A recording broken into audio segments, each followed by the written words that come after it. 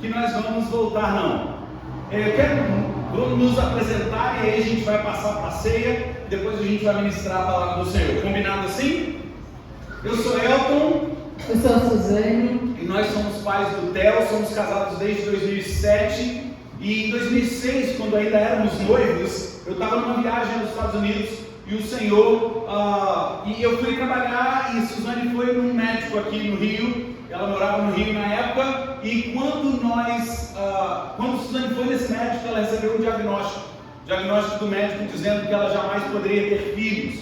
Suzane me liga, eu estava nos Estados Unidos, ela me liga e ela diz: pode ficar por aí, pode casar com uma americana e eu não posso dar filhos, então está tudo encerrado entre nós. E eu disse: seja homem e termina olhando na minha cara. Eu volto para o Brasil, queridos, e ali nós conversamos, e ali eu disse: Suzane, eu não estou com você porque você vai me dar filhos, mas nos Estados Unidos, Dona Rita me chama para conversar, e ela disse: pastor, você está muito triste, o que aconteceu? E eu disse: minha noiva no Brasil recebeu um diagnóstico de que ela não pode ter filhos. Dona Rita vira para mim e diz o seguinte: pastor, eu posso dar uma palavra de Deus nessa manhã? E eu falei: é tudo que eu preciso. E ela disse: Deus manda te dizer que você vai ter filhos. Glória a Deus. Em inglês, queridos, filhos, a palavra é children, enquanto que filho, a palavra é child. E quando ela me disse, você vai ter? O pessoal que é bom de inglês, né? Ou seja, ela não errou na mensagem. E quando o Theo nasceu, como nosso primeiro milagre, nós colocamos o nome dele de Theo, porque Theo significa Deus. E todas as vezes que nós olhamos para o Theo, nós nos lembramos: existe um Deus que é fiel. Amém, queridos? Mas olhem por nós, porque nós estamos no projeto Sara. Estamos trabalhando, não vou dizer duramente nem arduamente, porque está sendo um prazer trabalhar para ter a Sara. Mas orem por nós, porque Deus ainda nos prometeu. Theo é 50% da promessa, e eu tenho absoluta certeza que Sara vem aí. Então orem por nós. Quem sabe na próxima vez que a gente voltar aqui, você está vendo que eu estou me convidando mesmo, né? Próxima vez que nós voltarmos, quem sabe Sara já não vai estar aqui, onde a gente espera que ela esteja sendo formada e gerada pelo nosso Senhor. Amém, queridos? Você se compromete a orar por mim nessa manhã? Não só nessa manhã, mas toda vez que você orar, você lembra da Sara. Queridos, vamos partir para o momento de ceia. E eu entendo que ceia é sempre um momento muito especial. No capítulo que Paulo está escrevendo à igreja aos Coríntios, a igreja de Corinto, é no capítulo 11, e ele começa o capítulo 11, no versículo 1, dizendo o seguinte: tornem-se meus imitadores, como eu sou de Cristo. Depois ele fala sobre a adoração, e no versículo 17 ele começa a dizer sobre a ceia do Senhor. Minha ministração sobre a ceia vai ser 5 segundos.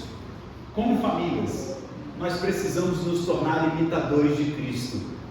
E a ceia do Senhor nos dá essa possibilidade de nos tornarmos aquilo que Cristo quer que nós sejamos. Porque nós não cremos que o suco vira sangue, nós não cremos que o pão vira corpo, mas nós cremos que uma representação do sangue do corpo nos faz lembrar do sacrifício que Jesus fez por nós, e isso aumenta a nossa responsabilidade de sermos imitadores de Cristo. Amém. Por isso, todo homem que está aqui, todo homem que é marido, todo homem que é pai, você tem a função, você que é filho, você tem a função de ser imitador de Cristo. Assim como você mãe, assim como você esposa, assim como você filha, que está aqui nessa manhã, você tem a obrigação de se tornar imitador de Cristo. E quando nós nos tornamos imitadores de Cristo, nós transformamos a nossa igreja, sim ou não, queridos? Transformamos a nossa sociedade, transformamos a nossa nação. Por isso o convite nessa manhã, enquanto celebramos a ceia do Senhor, é que você, ao tomar o pão e o suco, você se lembre: eu tenho um compromisso, eu estou firmando um compromisso, porque nada mais, nada menos do que a ceia do Senhor é a reafirmação da aliança de Jesus por nós. E hoje você tem um compromisso de formar também a sua aliança com o Senhor, dizendo: eu sou imitador de Cristo. Diga assim comigo, querido: tornem-se meus imitadores. Tornem-se meus imitadores. Assim como eu sou de Cristo. Assim como eu sou de Cristo. Seus vizinhos precisam de um imitador de Cristo. Sua família precisa de um imitador de Cristo. Seus filhos precisam de um imitador de Cristo. Seus pais precisam de um imitador de Cristo. Por isso, hoje, nós temos a chance de sermos imitadores de Cristo. Quero convidar o Theo para vir aqui. A gente vai fazer isso. Pode trazer. Não sei se vai faltar. Aqui, esse pão aqui, esse eu posso usar? Show de bola. Pega. Tem tudo aqui, Theo. Pode deixar lá. Quero convidar o Theo aqui e eu vou convidar você, querido, a imitar isso que nós vamos fazer, simbolizando o que nós vamos fazer nessa manhã.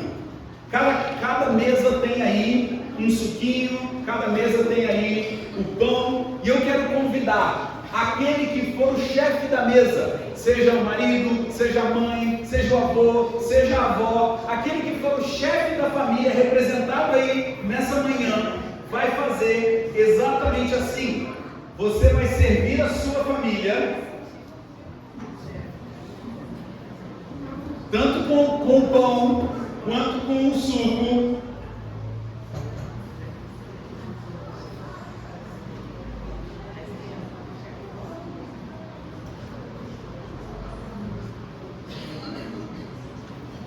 Pegue um pedaço de pão também e reparta com a sua família.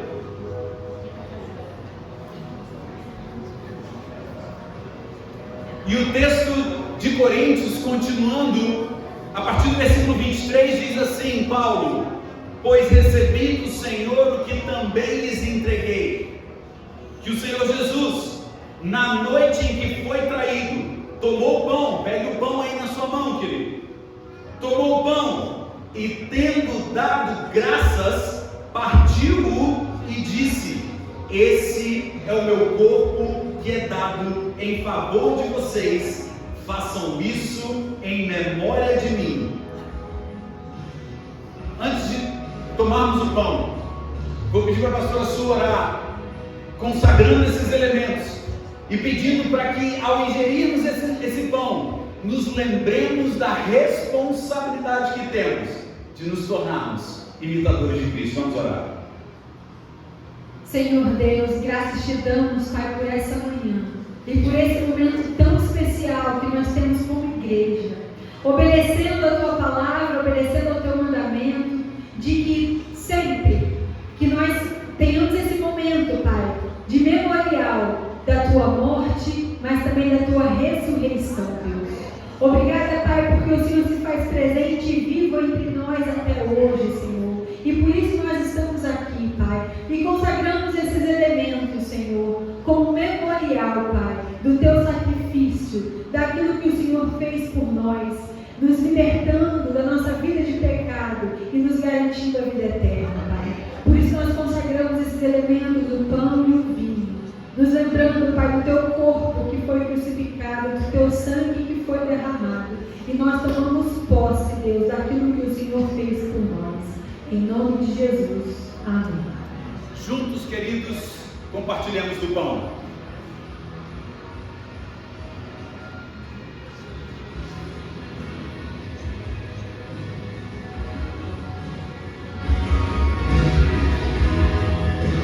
Te adoramos, Jesus. Exaltamos o teu nome. Agora, querido, você vai pegar o seu cálice. Você vai levantar ele o mais alto que você puder. E você vai dizer assim: o sangue de Jesus, tem poder sobre a minha vida, sobre a minha casa, sobre a minha família. Diga assim, querido: o sangue de Jesus liberta a minha casa de toda e qualquer atividade do inimigo. Diga assim: os meus filhos, a minha família, a minha casa pertence ao Senhor Jesus. Por isso o sangue tem poder de libertar todo aquele que ainda está pelo nosso inimigo. Mas nessa manhã, ao tomarmos desse cálice, fazemos um ato declarando que o sangue libertará tudo aquilo que ainda está preso. Em nome de Jesus. Juntos, queridos, celebremos esse sangue.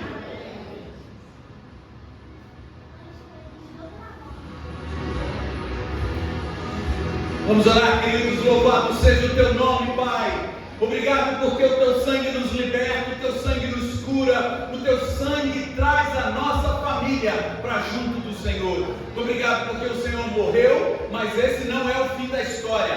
Obrigado porque o Senhor ressuscitou e o Senhor está vivo. E esse sangue não é momento para nós ficarmos tristes, é momento para celebrarmos, pois o Senhor é vivo e o Senhor está conosco. Obrigado. Muito obrigado, porque o Senhor é um Deus que morreu, mas ressuscitou para nos resgatar. Nós te adoramos nessa manhã, em nome de Jesus. Você pode glorificar o Senhor nessa manhã, querido? Glória a Deus, glória a Deus, glória a Deus. Já emendo na palavra, Cátia? Queridos, vocês não têm ideia, já falei que eu estou feliz, sim ou não? Já?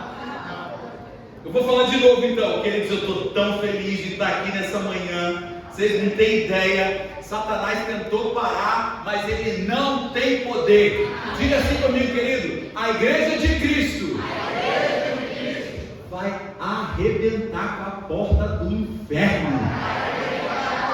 Você crê nisso, querido? Quando eu era pequenininho, eu achava que o poder era assim, ó, o inferno ia vir e a gente ia arrebentar. Não, é a gente que vai lá e invade. Porque é lá que estão as pessoas que Deus quer resgatar. Amém, queridos? E Deus quer usar a mim e Deus quer usar você. Muito bem, queridos. Vamos lá. Cátia já falou um pouquinho do nosso tempo juntos, né? Larissa está com 27, Larissa. Olha eu expondo a sua idade. Que coisa feia é. Não se expõe a idade de mulher depois dos 21. Larissa está com 21 anos, tá, gente? E há 21 e um pouquinho antes disso, nós nos conhecemos, trabalhamos juntos. Foi uma época especial demais para mim. Eu me lembro que eu ainda estava meio perdido do que fazer na vida, e papai ligou para o Osmar na época e pediu ao Osmar que desse uma chance para um jovem menino perdido na vida, e prontamente eles abriram o escritório e ali nós trabalhamos juntos por algum tempo, e eu tive a alegria de estar com eles num dos nossos almoços. Eu tive a alegria de estar no carro quando o Cátia entrou no laboratório, pegou os exames e ali saiu o resultado da gravidez da Larissa. Velho, Larissa, só fala sobre isso, entendeu? Te carreguei no colo, estava no dia que saiu o exame. É assim que a gente comenta, porque a vida é desse jeito. Mas, queridos, que alegria estarmos aqui, e eu tenho certeza que Deus tem uma palavra muito especial para a gente. Entendam o seguinte: vocês foram trabalhados durante todo o mês de julho sobre família, e não esperem junho, melhor dizendo, não esperem junho do ano que vem para serem tratados sobre a família de novo. Vocês foram ensinados, e o que vocês foram ensinados precisa ser colocado em prática em julho, em agosto, em setembro, em outubro, em novembro, em dezembro, em janeiro, em fevereiro. Em julho do ano que vem mais uma carga. Mas não se esqueçam de colocar em prática tudo aquilo que vocês aprenderam nesse mês. E eu queria falar exatamente sobre o tema família, campo fértil para semear, cuidar e colher. Queridos, uma das coisas que eu e Suzane sempre falamos: não existe outro lugar que te ensine a ser família, a não ser a igreja. Podem te ensinar sobre finanças, podem te ensinar sobre profissão, mas a igreja é o único lugar que nós aprendemos a ser família. E no Rio de Janeiro, vivendo esse dilema que a gente vive, porque o Rio, ele é um mix, sim ou não, queridos? Uma das cidades mais competitivas do mundo em termos de beleza. Aqui nós temos floresta, aqui nós temos praia, aqui nós temos, tem tudo. É difícil você olhar para uma cidade do mundo que tenha o que o Rio tem. Mas Mas ao mesmo tempo, nós temos visto que estamos vivendo entre beleza, dor, bênçãos e batalhas. Mas a igreja que parece ser frágil, investe na família. Diga assim, só mais uma vez comigo assim, ó, família forte. Família forte. Igreja forte. Igreja forte. Agora diga comigo, igreja forte. Igreja forte. Sociedade forte. Sociedade forte. Somos nós que vamos mudar a história da nossa sociedade. São as nossas casas que vão mudar a história da nossa sociedade. Então nós precisamos olhar para a palavra de Deus e pensar o seguinte: nós temos um propósito, e esse propósito é aonde nós vamos fazer a diferença nesse mundo. Eu quero ler com você, queridos, o Salmo no capítulo 128. Salmo no capítulo 128. Em cima desse texto, nós vamos trabalhar nessa manhã. Salmo 128 diz assim: bem-aventurado aquele que teme o Senhor e anda nos seus caminhos. Do trabalho das suas mãos comerás, feliz serás e tudo te irá bem. Tua esposa no interior da tua casa será como a videira frutífera, teus filhos como rebentos da oliveira, a roda da tua casa. Eis como será abençoado o homem que temes ao Senhor. O Senhor te abençoe desde Sião, para que vejas a prosperidade de Jerusalém durante os dias da tua vida. Veja os filhos de teus filhos, paz sobre Israel. Queridos, em primeiro lugar, o que nós queremos compartilhar com vocês nessa manhã, que Deus colocou no nosso coração, no versículo 1, bem-aventurado aquele que teme ao Senhor e anda nos seus caminhos. Semear com temor é a base do solo fértil e das famílias férteis. Sabe, enquanto nós estávamos aqui no momento do louvor, e eu já refletindo sobre o que nós compartilharíamos com vocês nessa manhã, com cada família, e como nós ficamos felizes de viajar por esse Brasil, por esse mundo, conhecendo famílias, identificando famílias que servem a Deus. Queridos, eu posso sentir uma fração da alegria de Deus, de ver famílias, tantas famílias reunidas, e sabe, Deus está atento a nós aqui nessa manhã. Enquanto então nós estávamos adorando, o Senhor me disse uma coisa: olha, existem dois tipos de pessoas que estão reunidas aqui nessa manhã. Aquelas que temem ao Senhor, e eu dou glória a Deus pela sua vida, amém? Porque eu sei, Deus sabe que você tem sido fiel a Deus, que você tem temido ao Senhor, que você há anos tem colocado seu joelho diante do Senhor, tem confiado no Senhor. E uma coisa Deus tem para dizer para você nessa manhã: não desista. Amém. O Senhor tem ouvido as suas orações, o Senhor tem cuidado da sua casa, porque você tem sido fiel, você tem colocado o Senhor em primeiro lugar. E eu sei que as lutas são muito grandes, eu sei que nós por muitas vezes tememos as coisas desse mundo, tememos no sentido de ter medo das coisas desse mundo, porque realmente o Senhor já nos tinha alertado sobre isso: o mundo jaz no maligno, mas tem de bom ânimo, eu venci o mundo. Amém. E eu sei que diante das situações, às vezes situações financeiras, às vezes por conta da violência, por conta de algumas coisas que não acontecem do nosso jeito, a gente tende a duvidar, a gente tende a fraquejar, mas o Senhor nos convida a continuarmos temendo a Ele em primeiro lugar, servindo a Ele em primeiro lugar. E eu louvo a Deus pela sua vida que está aqui nessa manhã. Apesar das batalhas dessa semana, você está aqui. Amém? E o Senhor nos ensina justamente isso, que para nós vivermos uma família com propósito, para que nós vivamos uma vida e uma família saudável, nós não podemos negligenciar o temor ao Senhor, o amor pela palavra do Senhor. E eu falei que tinha duas pessoas, um tipo de pessoa aqui nessa manhã, que teme ao Senhor, mas pessoa que está aqui, mas que tem se esquecido das palavras do Senhor, que tem negligenciado a casa do Senhor.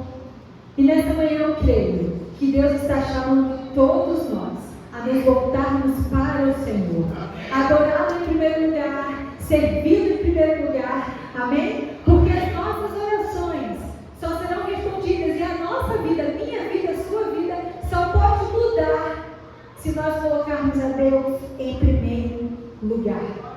O salmista, nesse texto, ele não começa nos ensinando com métodos, como ter uma vida feliz, e ele ensina uma receita de bolo. Não. O salmista não nos ensina com plano A, plano B, plano C. Não. O salmista nos ensina com uma postura espiritual. Porque para termos famílias sólidas, para termos famílias felizes, para nós termos uma família que viva o propósito do Senhor, nós precisamos assumir uma postura espiritual. Amém? Mães que oram pelos seus filhos, esposas que servem a seus maridos, filhos que decidem amar e temer ao Senhor. As nossas casas, como um todo, só poderão viver a plenitude de tudo aquilo que Deus tem para nós, se cada um de nós assumirmos as nossas posições. Às vezes o seu pai e a sua mãe têm orado por você, mas você não tem dado ouvidos. Por isso você não vive uma casa com alegria plena. Talvez a sua esposa tenha tido a postura, tenha vivido uma postura, tenha servido a sua casa, mas você como marido não tem dado ouvidos à voz do Senhor. Não tem sido um homem bom, fiel, provedor da sua casa. Às vezes seu marido tem tido uma postura diante do Senhor, uma postura espiritual, mas sua esposa tem negligenciado. E hoje o Senhor nos chama, todos nós, para temermos ao Senhor e obedecermos a sua palavra e assumirmos a postura espiritual que o Senhor espera de cada um de nós. Amém? Amém. E Deus nos chama então para amá-lo acima de tudo. O que você tem semeado dentro da sua casa? A discussão, a raiva, o ódio, o medo? Ou você tem semeado a fé, a oração e os princípios eternos? Que nós possamos, nessa manhã, ter consciência e escolher, cada um de nós, na função que nós temos em casa, como eu já falei, seja filho, seja mãe, seja pai, seja avó, seja avô, seja tio. Assuma a sua postura, o seu papel dentro de casa, com uma postura espiritual firme. E o Senhor nos chama a todos nós para que amemos a palavra dele e temamos o nome dele. Amém? Amém. Então, em primeiro lugar, querido, diga assim comigo: preciso semear com temor. Então, semear nada mais é do que temer ao Senhor, como a pastora Su falou. Em segundo lugar, o segundo verbo ali é o quê? Qual que é o segundo verbo do tema? Qual é, gente? Cuidar. Boa! Cuidar o quê? A disciplina do cultivo. Porque você semeia, mas depois você precisa cultivar aquela semeadura. E como é que a gente faz isso dentro da nossa casa? Lá em casa, nós precisamos de uma aula para como lidar com planta. Porque lá em casa a temperatura é de Marte. Gente, eu dei conta de matar um cacto. Meu Deus. Ele não sobreviveu. Então agora lá em casa eu resolvi a situação. Tem plantas artificiais. Estou com medo dela morrer. Só que você tem uma noção. Mas é fato que, por que aquele cacto morreu na minha casa? Porque eu não o que, gente? É claro, eu não cuidei.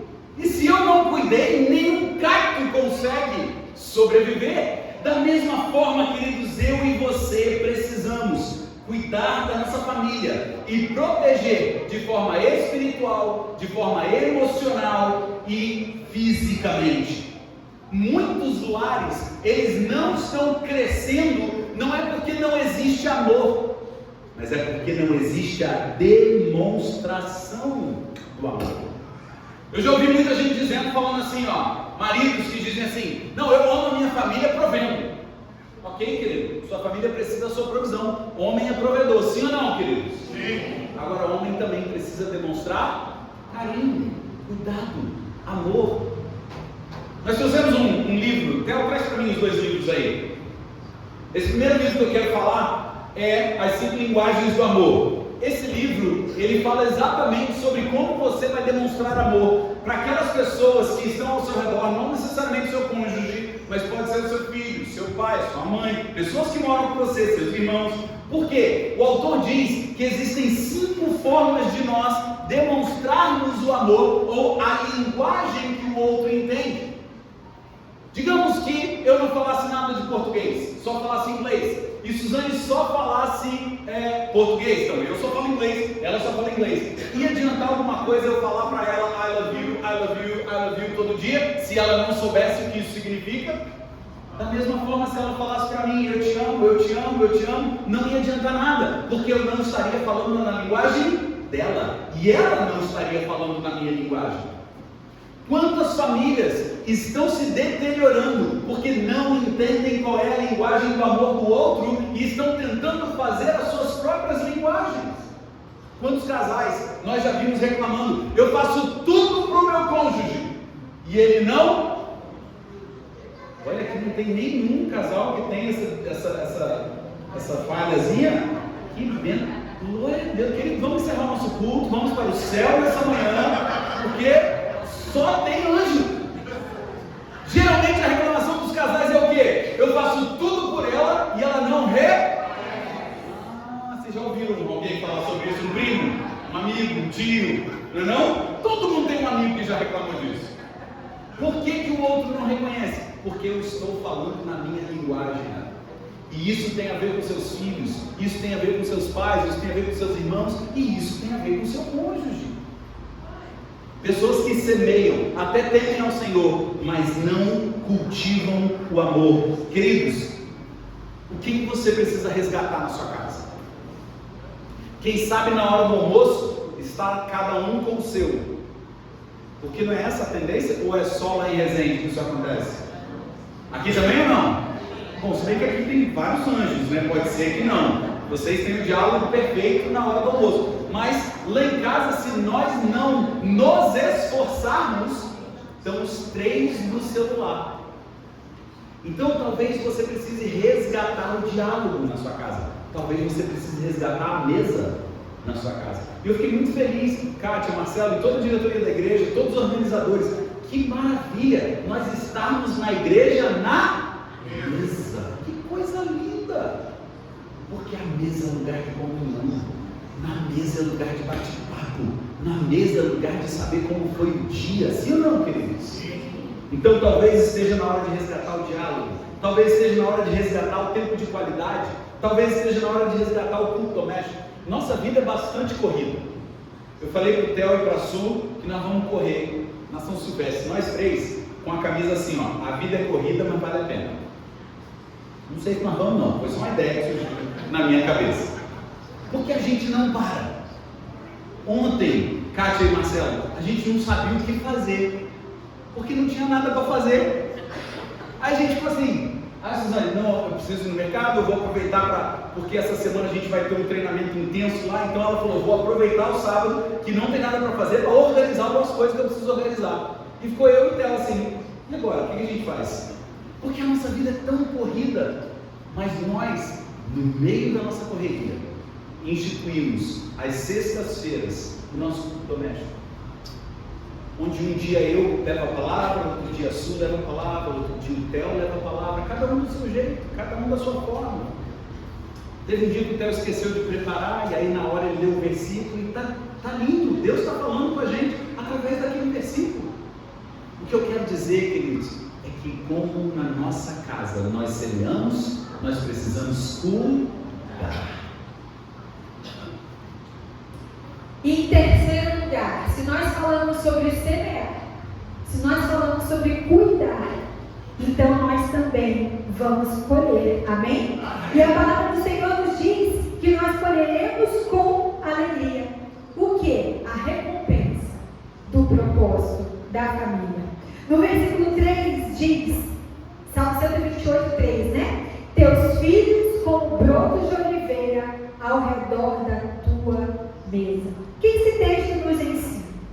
Quando nós vamos estudar um pouco mais a oliveira, nós descobrimos que a oliveira é uma árvore que ela demora para frutificar, mas quando ela começa a frutificar, ela tem uma vida longa, ela frutifica por muitos anos. A oliveira é uma árvore milenar. Por séculos e séculos, por milênios, ela frutifica. Eu estava, na minha rápida pesquisa, tem uma oliveira em Portugal, que é datada de 2.850 anos, mais ou menos. 2.850 anos. De vida. De vida. Então é uma árvore que produz, que frutifica por muitos anos. E aquilo que é semeado com temor, aquilo que é semeado com cuidado, será colhido também com alegria e com grande legado. Paulo, quando escreve a carta a Timóteo, Paulo ele começa a elogiar Timóteo, começa a falar sobre a fé de Timóteo. Só que Paulo, ele não se atenta somente a Timóteo. Paulo reconhece que a fé e o serviço de Timóteo vinha da sua avó, Lloyd, e também da sua mãe, Eunice. O que nós aprendemos com isso? Que a cada dia que nós depositamos a nossa confiança em Deus e buscamos a palavra de Deus, e escolhemos com a nossa vida e com as nossas famílias servir a Deus, queridos, a alegria, a prosperidade, as bênçãos não param somente na nossa geração, mas as gerações seguintes e seguintes e seguintes serão salvas e serão tocadas pelo nome e pelo poder de Jesus. Amém? Foi falado aqui que o Elton é filho de pastor, eu sou filha de pastor, e o avô do Elton foi pastor, e quem levou o evangelho para minha casa foi a minha avó, na família do meu pai, né? Foi a minha avó paterna.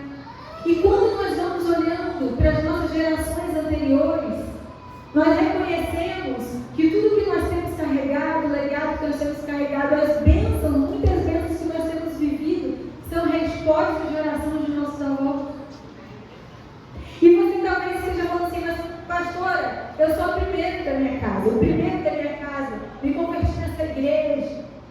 Eu sou o primeiro, meu pai e minha mãe não são convertidos, meus avós não são convertidos.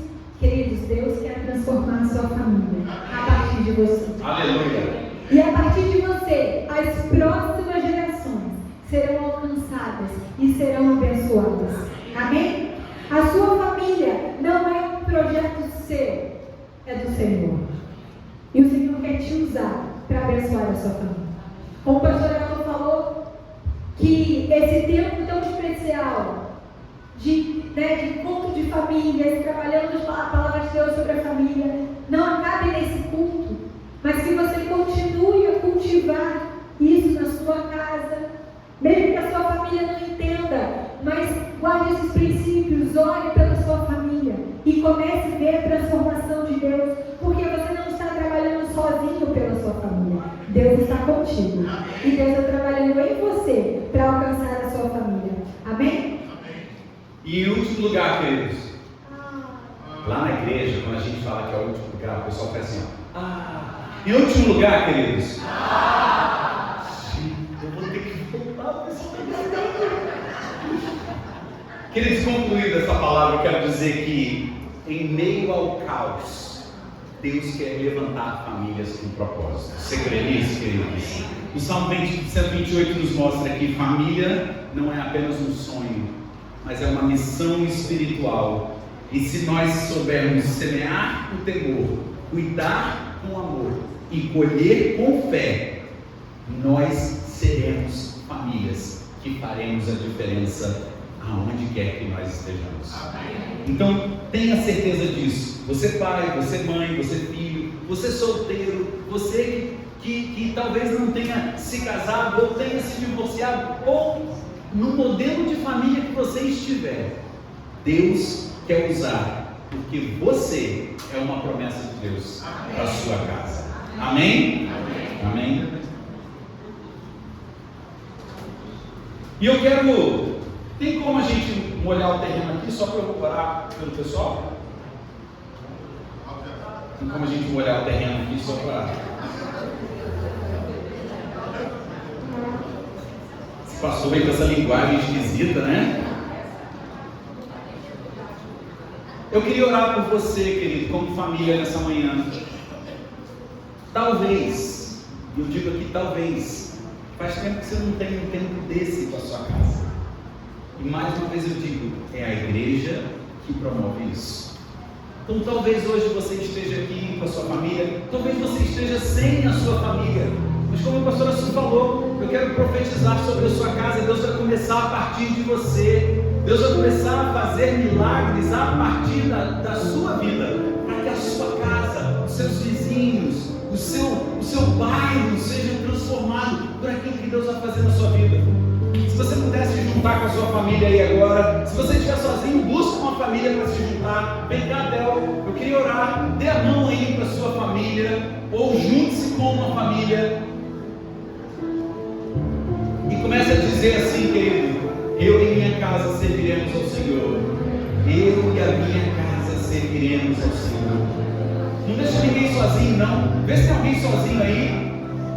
Adota aí essa família. Seja adotado por alguém. Isso.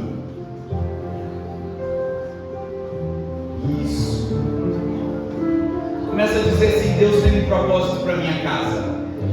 Deus tem um propósito. Deus, nós declaramos nessa noite que as nossas casas são sonhos dos céus. Nós estamos posicionados nesse lugar, porque o Senhor nos traz para vivermos os teus propósitos aqui. Por isso, ó Deus, usa-nos como um farol, usa-nos, ó Deus, como guias, usa-nos, ó Deus, como aqueles que vão mostrar Jesus, sendo imitadores de Cristo na terra. E assim, ó Deus, reflitamos o teu amor. Que as bênçãos que estão sobre a nossa casa se reflitam, transbordem para as futuras gerações, para os vizinhos da esquerda, da direita, da frente, de trás, os vizinhos de cima do prédio, os de baixo do prédio. Que todos nós sejamos alvo da graça do Senhor, para que sejamos fonte da tua graça para aqueles que nos servem.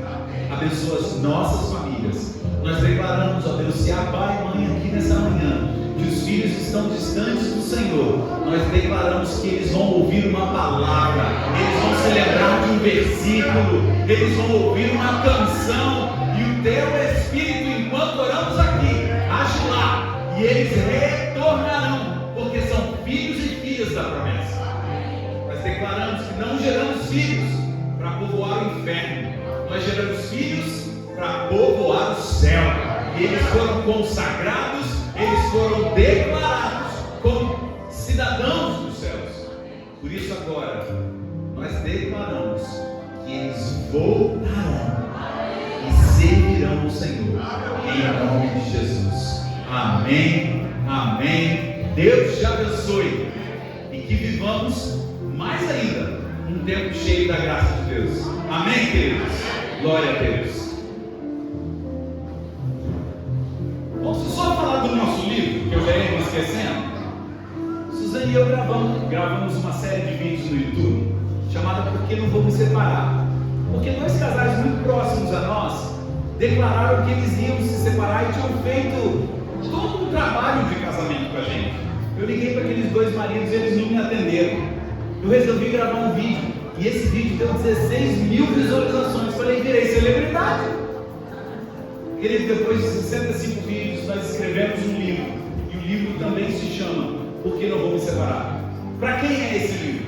Esse livro é para aqueles que estão casados e não querem se separar, para aqueles que estão casados, mas talvez esteja no último tiro, mas também para aqueles que estão casados e têm um casamento muito bom, mas com princípios da palavra de Deus, também pode ajudar a melhorar ainda mais. Mas também pode ser para alguém que você queira dar de presente.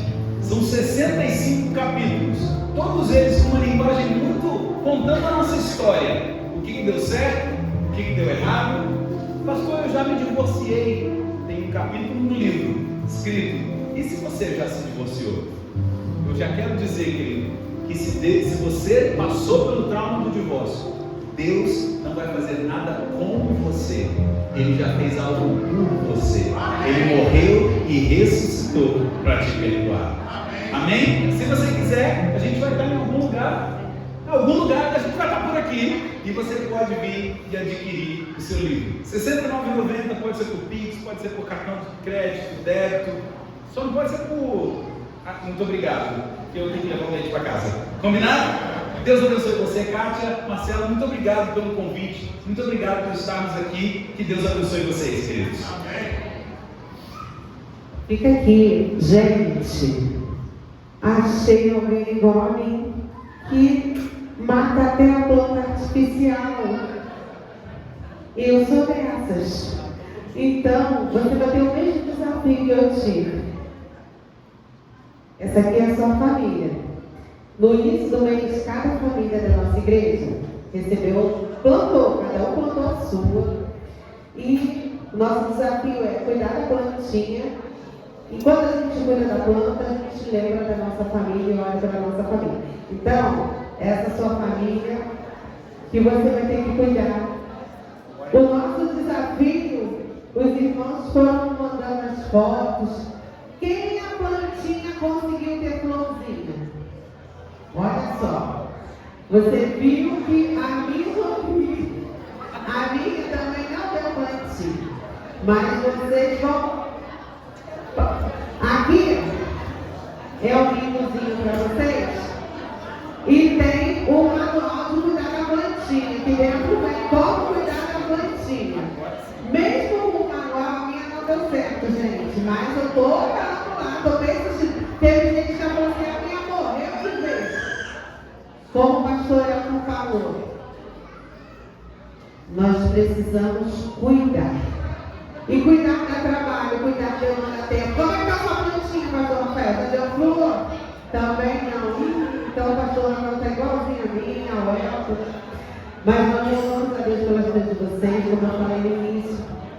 Calma, gente. Eu sei que a barriga já começa a fazer um movimento diferente.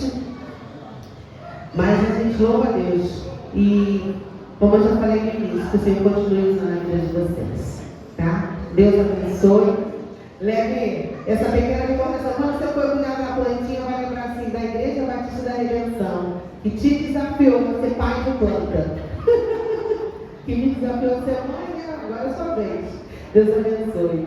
Pode ficar à vontade. Irmãos, Cláudia estava tocando aqui uma canção que nós começamos o mês com ela, que diz que a minha casa será uma casa de bênção. Você crê que a sua casa será uma casa de bênção?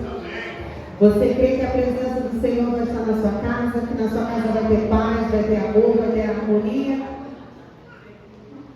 E nós vamos encerrar a nossa celebração, o nosso momento de culto. A nossa celebração não, que a gente vai até mais daqui a pouquinho. A mesa, ó, está posta.